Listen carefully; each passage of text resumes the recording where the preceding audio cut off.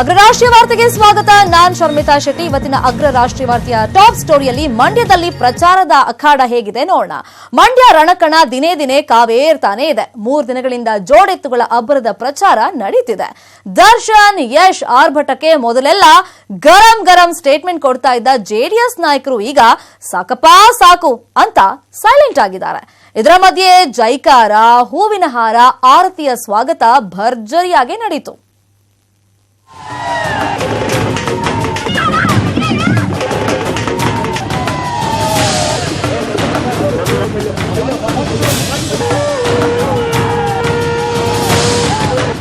ಮಂಡ್ಯದಲ್ಲಿ ಸುಮಲತಾ ವರ್ಸಸ್ ಸರ್ಕಾರದ ಫೈಟ್ ಜೋರಾಗ್ತಿದೆ. ಸುಮಲತಾ ಪರ ಇವತ್ತು ನಟ ದರ್ಶನ್ 3ನೇ ದಿನವೂ ಭರ್ಜರಿ ಪ್ರಚಾರ ಮಾಡಿದ್ರು. ದರ್ಶನ್ ಬರ್ತಾರೆ ಅಂತ ಗೊತ್ತಾಗ್ತಿದ್ದ ಹಾಗೆ ತೆಂಡಕೆರೆ ಗ್ರಾಮದಲ್ಲಿ ಹೂವು ಹಸಿರು ತೋರಣ ಕಟ್ಟಿ ಹೂವನ್ನ ಹಾಕಿ ಸ್ವಾಗತಿಸಿದ್ರು.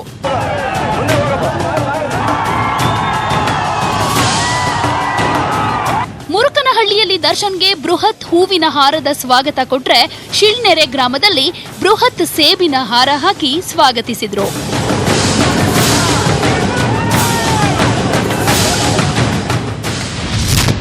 ಸುಮಲತಾ ಪರ ರಾಜಾಹುಲಿ ಆರ್ಭಟ.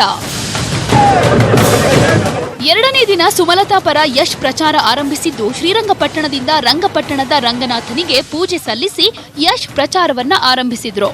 ಭಾಷಣದುದ್ದಕ್ಕೂ ಮಹಿಳೆಗೆ ಅವಕಾಶ ಕೊಡಿ ಅಂತ ಮಹಿಳೆಯರ ಬಳಿ ಮನವಿ ಮಾಡ್ತಿದ್ರು. ಯಶ್ ಪ್ರಚಾರದ ವೇಳೆ ಅಭಿಮಾನಿಗಳ ಅಭಿಮಾನ ಮಿತಿ ಮೀರಿತ್ತು. ಯಶ್ಗೆ ಹಾರ ತುರಾಯಿ ಹಾಕಿ ಸನ್ಮಾನಿಸಿದ್ರು. 106 ಬೈಕ್ ಮೂಲಕ ರ್ಯಾಲಿ ಹಮ್ಮಿಕೊಂಡಿದ್ರು. ಇನ್ನು ಮದ್ದೂರು ಭಾಗದಲ್ಲಿ ಸುಮಲತಾ ರ್ಯಾಲಿಯನ್ನ ನಡೆಸಿದ್ರು. 100 ವರ್ಷದ ಅಜ್ಜಿ ಸನ್ಮಾನ ಮಾಡೋದಕ್ಕೆ ಬಂದಾಗ ಅವರನ್ನೇ ಸುಮಲತಾ ಸನ್ಮಾನಿಸಿದ್ರು. ಶಿವಪುರದಲ್ಲಿ ಸುಮಲತಾಗೆ ಚುನಾವಣೆ ಖರ್ಚಿಗೆ ಅಭಿಮಾನಿಗಳು 5,000 ಹಣ ಸಂಗ್ರಹಿಸಿಕೊಟ್ಟು ಜೈಕಾರ ಹಾಕಿದ್ರು.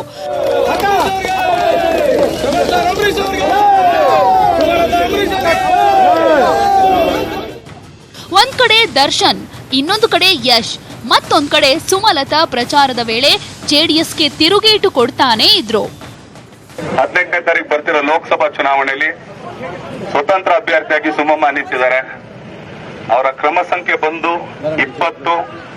ಸುಮಲತಾ ಅಂಬರೀಶ್ ಕಳೆ ಊದ್ತಿರೋ ಚಿಹ್ನೆ. ನಾ ಇನ್ನೊಂದ್ಸಲಿ ಹೇಳ್ತೀನಿ, ಕ್ರಮ ಸಂಖ್ಯೆ 20 ಸುಮಲತಾ ಅಂಬರೀಶ್ ಕಳೆ ಊದ್ತಿರೋ ಚಿಹ್ನೆ. 6.5 ಕೋಟಿ ಜನ ಇವರೇ ಬೇಕು ಅಂತ ಆಯ್ಕೆ ಮಾಡಿ ಕಳಿಸಿದಾಗ ಒಬ್ಬ ಮುಖ್ಯಮಂತ್ರಿಗೆ ಅದು ಬಹಳ ಜವಾಬ್ದಾರಿಯುತ ಸ್ಥಾನ ಆಗುತ್ತೆ. ಆ ಸ್ಥಾನದಲ್ಲಿ ಕೂತವ್ರಿಗೆ ಎಲ್ಲ ರೀತಿ ಜ್ಞಾನ, ಶಕ್ತಿ, ವಿವೇಚನೆ ಎಲ್ಲ ಇರುತ್ತೆ. ಸೊ ಅವ್ರು ಯಾರ ಬಗ್ಗೆ ಹೇಳ್ತಾರೆ ಏನು ಅಂತ ಅದರೊಳಗೆ ಒಳರ್ಥಗಳು ತುಂಬ ಇರುತ್ತೆ. ನೀವು ಅದ್ರ ಬಗ್ಗೆ ಸ್ವಲ್ಪ ತಿಳ್ಕೊಳ್ಳುವಂಥ ಶಕ್ತಿ ಬೆಳೆಸ್ಕೋಬೇಕು. ಈಗ DK ಶಿವಕುಮಾರ್ ಅವರು ತುಂಬಾನೇ ಒಂದು ಉತ್ಸಾಹದಿಂದ ಮೈತ್ರಿ ಧರ್ಮ ಅಂತ ಓಡಾಡ್ತಿದಾರಲ್ಲ, ಅವ್ರು ಬಂದು ಆನ್ಸರ್ ಮಾಡಲಿ ಕಾಂಗ್ರೆಸ್ ವರ್ಕರ್ಸ್ಗೆ. ಅಂದರೆ ಜನಾಭಿಪ್ರಾಯಕ್ಕೆ ಬೆಲೆ ಇಲ್ಲ. ನಾವು ಅಲ್ಲಿ ಕೂತ್ಕೊಂಡು ಬೆಂಗಳೂರಲ್ಲಿ ನಾವು ಒಂದಷ್ಟು ನಿರ್ಧಾರ ತಗೋತೀವಿ, ಡೆಲ್ಲಿಯಿಂದ ಒಂದಷ್ಟು ಇನ್ಸ್ಟ್ರಕ್ಷನ್ಸ್ ಬರುತ್ತೆ, ಅದಕ್ಕೆ ಜನ ಏನು ಅದನ್ನೇ ಪಾಲಿಸಬೇಕು. ಅಂದರೆ ಪೀಪಲ್ ಆರ್ ನಾಟ್ ಸ್ಲೇವ್ಸ್. ಇನ್ನು ಸಿನಿಮಾದವರು ಬರೀ ಎಸಿಯಲ್ಲಿ ಇರೋದು, ಬಿಸಿಲಿಗೆ ಬರ್ಲಿ ನೋಡೋಣ ಎಂದಿದ್ದ ಸಿಎಂ ಕುಮಾರಸ್ವಾಮಿಗೆ ನಟ ಯಶ್ ತಿರುಗೇಟು ಕೊಟ್ರು. ನಾವು ಬಿಸಿಲಲ್ಲಿ ರೋಡ್ನಲ್ಲೇ ಬುಗುರಿ ಕ್ರಿಕೆಟ್ ಆಡಿದವರು, ನಾನು ಡ್ರೈವರ್ ಮಗ ಅಂತ ತಿರುಗೇಟು ಕೊಟ್ರು. ಭಾಳ ಕಷ್ಟಪಡಲಿ, ಸ್ವಲ್ಪ ದಿನ ಛತ್ರಿ ಹಿಡ್ಕೊಂಡು ಸಿನಿಮಾ ಶೂಟಿಂಗಲ್ಲಿ ಇರೋರು ಈಗ ಅಟ್ಲೀಸ್ಟ್ ಛತ್ರಿ ಬಿಟ್ಟು ಬಿಸಿಲಿಗೆ ಬಂದವ್ರೆ. ಸ್ವಲ್ಪ ಓಡಾಡಲಿ, ಬಿಸಿಲು ನಮ್ಮ ರೈತರ ಕಷ್ಟ ಏನಂತ ಸ್ವಲ್ಪ ತಿಳ್ಕೊಳ್ಳಿ, ಸ್ವಲ್ಪ ಹಳ್ಳಿ ಕಡೆ ಓಡಾಡಿ, ಒಳ್ಳೇದು. ನಾವು ಹುಟ್ಟಿದ್ದು ಗೌರ್ಮೆಂಟ್ ಹಾಸ್ಪಿಟ್ಲಲ್ಲಿ, ರೋಡಲ್ಲಿ ಗಿಲ್ಲಿ ದಾಂಡು ಆಡ್ಕೊಂಡು, ಬುಗುರಿ ಆಡ್ಕೊಂಡು, ಬಚ್ಚಿ ಆಡ್ಕೊಂಡು, ಗಲ್ಲಿ ಕ್ರಿಕೆಟ್ ಆಡ್ಕೊಂಡು, ಬಿಸಿಲಲ್ಲಿ ಒಣಗ್ಕೊಂಡು. ನಮ್ಮ ತಂದೆ ಒಬ್ಬರು ಡ್ರೈವರ್ ಮಗ ನಾನು. ಎಲ್ಲ ಬಿಸಿಲು ಗೌರ್ಮೆಂಟ್ ಬಸ್ಸಲ್ಲಿ ಓಡಾಡ್ಕೊಂಡು ಕಷ್ಟಪಟ್ಟು ಒಂದು ಹಂತದಲ್ಲಿ ಜನಗಳ ಆಶೀರ್ವಾದದಿಂದ ಇವತ್ತು ಒಂದು AC ಕಾರು, ಒಂದು ಒಳ್ಳೆ ಇದರಲ್ಲಿರೋ ಸ್ಟೇಜಿಗೆ ಬಂದಿರೋ ನಾನು.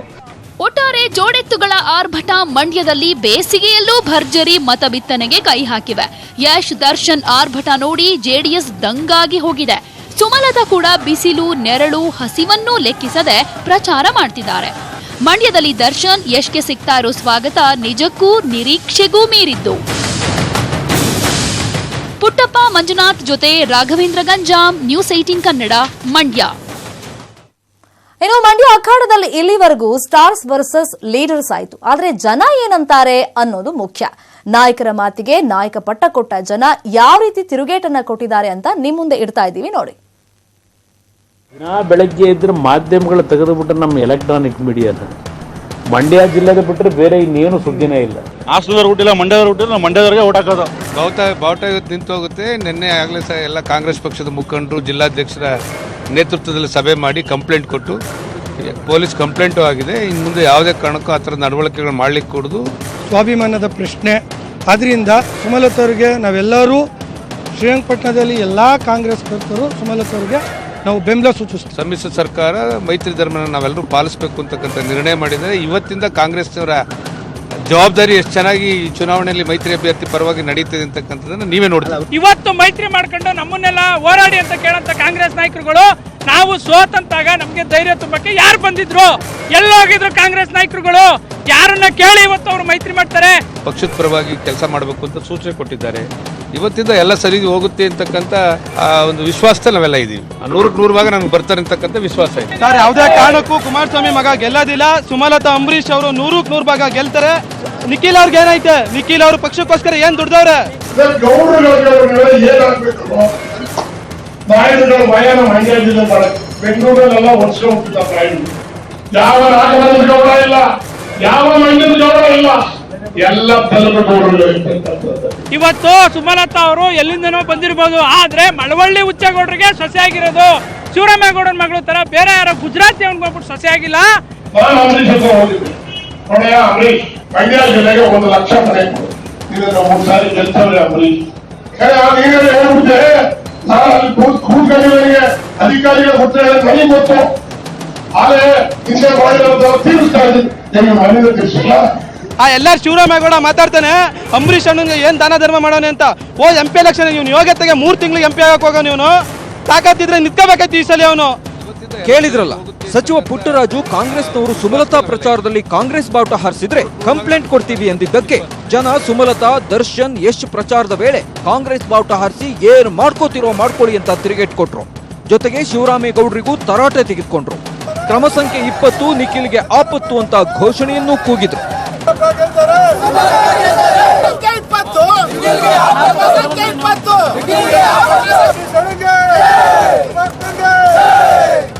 ಬರೀ ಕಾಂಗ್ರೆಸ್ನ ಕಾರ್ಯಕರ್ತರಷ್ಟೇ ಅಲ್ಲ, ಜೆಡಿಎಸ್ ಕಾಂಗ್ರೆಸ್ ನಾಯಕರು ಈಗ ಮಂಡ್ಯದ ಸಚಿವರ ವಿರುದ್ಧ ಕಿಡಿಕಾರಿದ್ರು. ಒಟ್ನಲ್ಲಿ ಮಂಡ್ಯ ರಾಜಕೀಯದಲ್ಲಿ ಮೈತ್ರಿ ಅಭ್ಯರ್ಥಿ ಗೆಲ್ತಾರೋ ಸುಮಲತಾ ಗೆಲ್ತಾರೋ ಗೊತ್ತಿಲ್ಲ. ಆದ್ರೆ ಮತದಾನ ನಡೆಯುವವರೆಗೂ ಪ್ರಚಾರ ಧಿಕ್ಕಾರಗಳು ಕಡಿಮೆ ಆಗಲ್ಲ. Political bureau, news 18 Kannada. ಇತ್ತ ಸ್ಟಾರ್ಸ್ ಕ್ಯಾಂಪೇನ್ ಮಧ್ಯೆ ಮೈತ್ರಿ ಅಭ್ಯರ್ಥಿ ನಿಖಿಲ್ ಪ್ರಚಾರ ಕೂಡ ಜೋರಾಗಿತ್ತು. ಮೇಲುಕೋಟೆ ವಿಧಾನಸಭಾ ಕ್ಷೇತ್ರದಲ್ಲಿ ಸಿಎಂ ಪುತ್ರ ಮತ ಯಾಚಿಸಿದ್ರು. ಭತ್ತದ ಗದ್ದೆಗಿಳಿದು ನಾನು ಮಣ್ಣಿನ ಮಗ ಅಂತ ಪೋಸ್ ಕೊಟ್ರು. ನಿಖಿಲ್ ಪ್ರಚಾರದ ಇವತ್ತಿನ ಹೈಲೈಟ್ಸ್ ಇಲ್ಲಿದೆ ನೋಡಿ.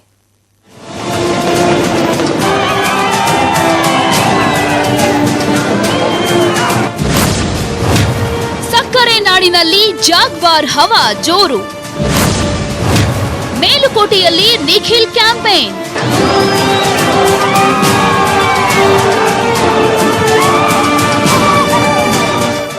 ಮಂಡ್ಯ ರಣಕಣದಲ್ಲಿ ಮೈತ್ರಿ ಅಭ್ಯರ್ಥಿ ನಿಖಿಲ್ ಕುಮಾರಸ್ವಾಮಿ ಹವಾ ಜೋರಾಗಿದೆ. ಸುಮಲತಾ ವಿರುದ್ಧ ಸಮರ ಸಾರಿರೋ ದಳಪತಿಗಳು ಮೇಲುಕೋಟೆ ಕ್ಷೇತ್ರದಲ್ಲಿ ಭರ್ಜರಿ ಕ್ಯಾಂಪೇನ್ ಮಾಡಿದ್ರು. ಮೈತ್ರಿ ಅಭ್ಯರ್ಥಿ ನಿಖಿಲ್ಗೆ ಮತ ಹಾಕುವಂತೆ ಮನವಿ ಮಾಡಿದ್ರು. ಸಿಎಂ ಪುತ್ರನ ಪರ ಸಚಿವ ಪುಟ್ಟರಾಜು ಬಿರು ಬಿಸಿಲಿನಲ್ಲೂ ಮತಯಾಚಿಸಿದ್ರು.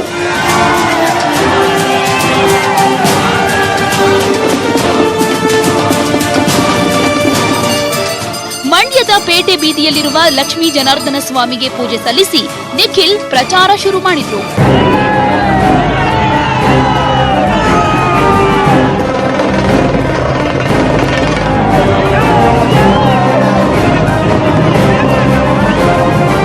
ಬಳಿಕ ಮೇಲುಕೋಟೆ ಕ್ಷೇತ್ರದಲ್ಲಿ ಕ್ಯಾಂಪೇನ್ ಆರಂಭಿಸಿದ ನಿಖಿಲ್ಗೆ ಭರ್ಜರಿ ಸ್ವಾಗತ ಸಿಕ್ತು.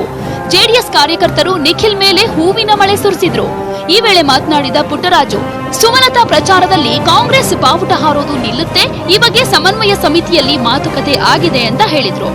ರಾಜಕಾರಣದಲ್ಲಿ ಯಾವುದು ಮುಗ್ದ ಸಮನ್ವಯ ಸಮಿತಿಯ ಅಧ್ಯಕ್ಷರು ನಮ್ಮ ಹಿರಿಯ ನಾಯಕರಾದಂಥ ಸಿದ್ದರಾಮಯ್ಯ ಅವರ ನೇತೃತ್ವದಲ್ಲಿ ಸಭೆ ಮಾಡಿ ಪಕ್ಷದ ಪರವಾಗಿ ಕೆಲಸ ಮಾಡಬೇಕು ಅಂತ ಸೂಚನೆ ಕೊಟ್ಟಿದ್ದಾರೆ. ಇವತ್ತಿಂದ ಎಲ್ಲ ಸರಿ ಹೋಗುತ್ತೆ ಅಂತಕ್ಕಂಥ ಒಂದು ವಿಶ್ವಾಸದಲ್ಲಿ ನಾವೆಲ್ಲ ಇದೀವಿ. 100% ಭಾಗ ನಮ್ಗೆ ಬರ್ತಾರೆ ಅಂತಕ್ಕಂಥ ವಿಶ್ವಾಸ ಇದೆ. ಎಚ್ ಮಲ್ಲಿಗರೆ ಗ್ರಾಮದಲ್ಲಿ ಪ್ರಚಾರ ಮಾಡ್ತಾ ಇದ್ದ ನಿಖಿಲ್ ಮಂಡ್ಯ ಸ್ಟೈಲ್ನಲ್ಲಿ ಎಳನೀರು ಕುಡಿದ್ರು.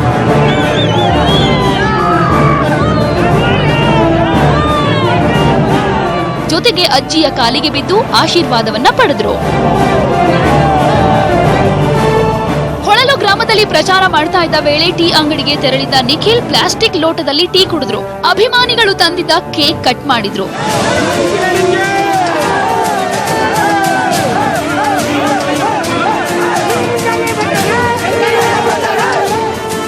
ಇನ್ನು ಗೊರವಾಲೆ ಗ್ರಾಮದಲ್ಲಿ ಬೆಲ್ಲದ ಆರತಿ ಎತ್ತುವ ಮೂಲಕ ನಿಖಿಲ್ಗೆ ಸ್ವಾಗತ ಕೋರಲಾಯಿತು. ಈ ವೇಳೆ ಯುವತಿಯೊಬ್ಬಳು ನಿಖಿಲ್ಗೆ ರಾಖಿ ಕಟ್ಟಿದ್ಲು.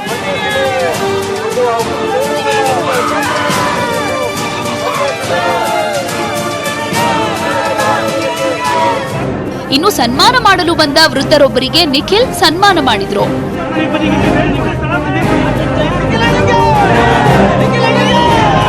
ಹೌದು, ಸ್ಮಾರ್ಟ್ ಸ್ಕೂಲ್ ಕಾನ್ಸೆಪ್ಟ್ ನನ್ನ ಒಂದು ಡ್ರೀಮ್, ಅದು ನನ್ನ ಕನಸು. ಮುಂದಿನ ದಿನಗಳಲ್ಲಿ ಮಕ್ಕಳುಗಳೇನಿದ್ದಾರೆ ಅವರ ಒಂದು ಭವಿಷ್ಯವನ್ನು ಉಜ್ವಲ ಮಾಡ್ಲಿಕ್ಕೋಸ್ಕರ ಸ್ಮಾರ್ಟ್ ಸ್ಕೂಲ್ ಕಾನ್ಸೆಪ್ಟ್ ತಗೊಬರ್ಬೇಕು ಅಂತ ಅನ್ಕೊಂಡಿದ್ದೀನಿ ಮಂಡ್ಯ ಜಿಲ್ಲೆಯಲ್ಲಿ. ಕಬ್ಬಿನ ಗದ್ದೆಯಲ್ಲಿ ನಿಖಿಲ್ ಉಳುಮೆ, ಪ್ರಚಾರಕ್ಕೆ ತೆನೆ ಹೊತ್ತ ಮಗು ಸಾಥ್.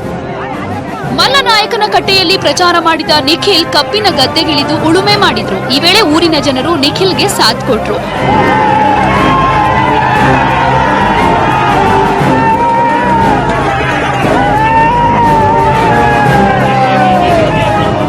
ಪ್ರಚಾರದ ವೇಳೆ ತೆನೆ ಹೊತ್ತ ಮಗುವನ್ನ ಎತ್ತಿ ಹಿಡಿದು ಮುದ್ದಾಡಿದ್ರು. ಒಟ್ನಲ್ಲಿ ಮಂಡ್ಯದಲ್ಲಿ ನಿಖಿಲ್ ಅಬ್ಬರದ ಪ್ರಚಾರವನ್ನ ಮಾಡಿದ್ರು. ನಾಳೆ ಕೂಡ ನಿಖಿಲ್ ಪರ ದೇವೇಗೌಡರು ಅಖಾಡಕ್ಕಿಳಿದು ಪ್ರಚಾರ ಮಾಡಲಿದ್ದಾರೆ.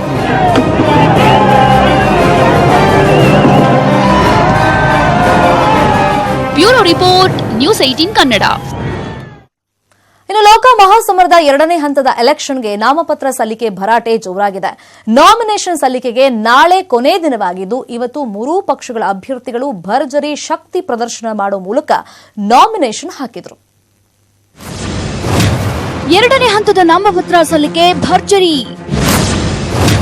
ಶಿವಮೊಗ್ಗದಲ್ಲಿ ಮಾಜಿ ಸಿಎಂಗಳ ಮಕ್ಕಳ ಕದನ. ದೋಸ್ತಿ ಅಭ್ಯರ್ಥಿ ಗೆಲುವಿಗೆ ಜೋಡೆತ್ತು ವಾಗ್ದಾನ. ಏಪ್ರಿಲ್ 23ಕ್ಕೆ ನಡೆಯುವ 2ನೇ ಹಂತದ ಲೋಕಸಭಾ ಚುನಾವಣೆ ಅಭ್ಯರ್ಥಿಗಳು ನಾಮಪತ್ರ ಸಲ್ಲಿಸೋಕೆ ನಾಳೆ ಕೊನೆಯ ದಿನ. ಇವತ್ತು ರಾಜ್ಯದ ಹಲವೆಡೆ 3 ಪಕ್ಷದ ಅಭ್ಯರ್ಥಿಗಳು ಉಮೇದುವಾರಿಕೆ ಸಲ್ಲಿಸಿದರು. ಶಿವಮೊಗ್ಗದಲ್ಲಿ ಮಧು ಬಂಗಾರಪ್ಪ ಜೆಡಿಎಸ್ ಕಾಂಗ್ರೆಸ್ ಮೈತ್ರಿ ಅಭ್ಯರ್ಥಿಯಾಗಿ ನಾಮಪತ್ರ ಹಾಕಿದರು.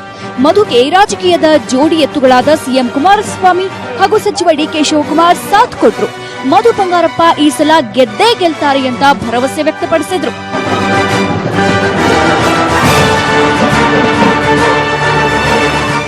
ಕಾಂಗ್ರೆಸ್ ಜೆಡಿಎಸ್ ಪಕ್ಷದ ಅಭ್ಯರ್ಥಿಯಾಗಿ ಚುನಾವಣೆಯಲ್ಲಿ ನಿಂತಿರತಕ್ಕಂಥ ಮಧು ಬಂಗಾರಪ್ಪ ಅವರು ಅತ್ಯಂತ ಹೆಚ್ಚಿನ ಬಹುಮತದಲ್ಲಿ ಜನತೆಯ ಆಶೀರ್ವಾದದೊಂದಿಗೆ ಆಯ್ಕೆ ಆಗ್ತಾರೆ ಅಂತಕ್ಕಂಥ ಸಂಪೂರ್ಣವಾದ ವಿಶ್ವಾಸ ಇವತ್ತಿದೆ ನಮಗೆ. ಯಡಿಯೂರಪ್ಪನವರು ಒಂದು ಪ್ರಶ್ನೆ ನಂದು ಏನಪ್ಪ ಅಂತಂದ್ರೆ ಅಚ್ಚೇ ದಿನ್ ಅಂತ ಹೇಳಿದ್ರು. ಯಾರಿಗೆ ಅಚ್ಚೇ ದಿನ್ ಬಂದಿದೆ? ಇವತ್ತು ನೋಡಿದ್ರಲ್ಲ, ವರ್ತಕರೆಲ್ಲ ಯಾವ ರೀತಿ ಮನೆಯಿಂದ ಈಚೆ ಬಂದು ಮಧು ಬಂಗಾರಪ್ಪನವ್ರಿಗೆ ಕೈ ತೋರಿಸಿ ಆಶೀರ್ವಾದ ಮಾಡ್ತಾ ಇದ್ರಲ್ಲ, ಆ ನೋವಿನಲ್ಲಿ ಬಂದಿದ್ಯಾ? ಯಾವ ಬದುಕಿನಲ್ಲಿ ಅಚ್ಚೇ ದಿನ ಬಂದಿದೆ ಅನ್ನೋದನ್ನ ತೋರಿಸ್ಬೇಕು. ಧಾರವಾಡ ಬಿಜೆಪಿ ಅಭ್ಯರ್ಥಿ ಪ್ರಹ್ಲಾದ್ ಜೋಶಿ ತಮ್ಮ ಅಪಾರ ಬೆಂಬಲಿಗರೊಂದಿಗೆ ನಾಮಪತ್ರ ಸಲ್ಲಿಸಿದ್ರು. ಜೋಶಿಗೆ ಜಗದೀಶ್ ಶೆಟ್ಟರ್, ಪ್ರಭಾಕರ್ ಕೋರೆ, ಕಾರಜೋಳ, ಬಸವರಾಜ ಬೊಮ್ಮಾಯಿ ಸೇರಿ ಹಲವರು ಸಾಥ್ ನೀಡಿದ್ರು.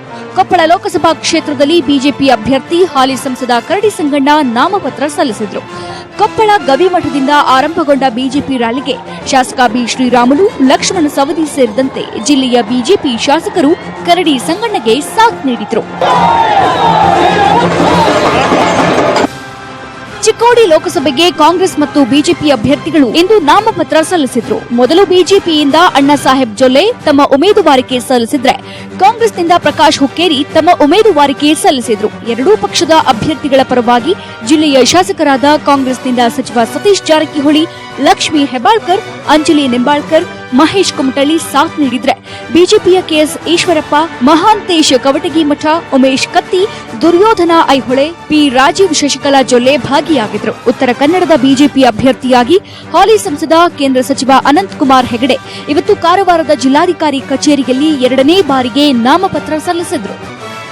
ಕಾಂಗ್ರೆಸ್ಗೆ ಗುಡ್ ಬೈ ಹೇಳಿ ಬಿಜೆಪಿ ಸೇರಿರುವ ಉಮೇಶ್ ಜಾಧವ್ ಮಲ್ಲಿಕಾರ್ಜುನ್ ಖರ್ಗೆ ಎದುರಾಳಿಯಾಗಿ ಕಲಬುರಗಿ ಬಿಜೆಪಿ ಅಭ್ಯರ್ಥಿಯಾಗಿ ಉಮೇದುವಾರಿಕೆ ಹಾಕಿದ್ರು.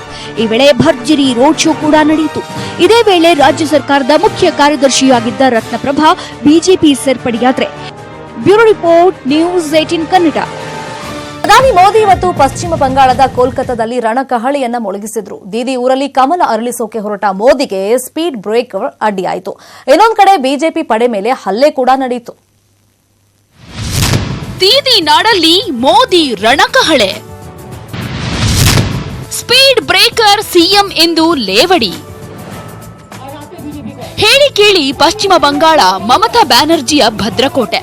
ಆದ್ರೆ ಬಂಗಾಳದ ಭದ್ರಕೋಟೆ ಛಿದ್ರ ಮಾಡಿ ಅಲ್ಲೂ ಬಿಜೆಪಿಯ ಕಮಲ ಅರಳಿಸೋಕೆ ಮೋದಿ ಹಠಕ್ಕೆ ಬಿದ್ದಿದ್ದಾರೆ. ಇವತ್ತು ಕೋಲ್ಕತ್ತಾದಲ್ಲಿ ಭರ್ಜರಿ ಸಮಾವೇಶವನ್ನ ನಡೆಸಿದ ಮೋದಿ ಮಾತಿನುದ್ದಕ್ಕೂ ಕೋಲ್ಕತ್ತಾ ಜನರನ್ನ ಹೊಗಳಿ ಅಟ್ಟಕ್ಕೇರಿಸಿದ್ರು. ಹಾಗೆ ಮಮತಾ ಬ್ಯಾನರ್ಜಿ ಅಭಿವೃದ್ಧಿಗೆ ಅಡ್ಡಗಾಲು ಹಾಕುವ ಸ್ಪೀಡ್ ಬ್ರೇಕರ್ ಅಂದ್ರು. ಇದಕ್ಕೆ ಮಮತಾ ಮೋದಿ ಎಕ್ಸ್ಪೈರಿ ಪಿಎಂ ಅಂತ ತಿರುಗೇಟು ಕೊಟ್ರು. पश्चिम बंगाल में एक स्पीड ब्रेकर है, स्पीड ब्रेकर।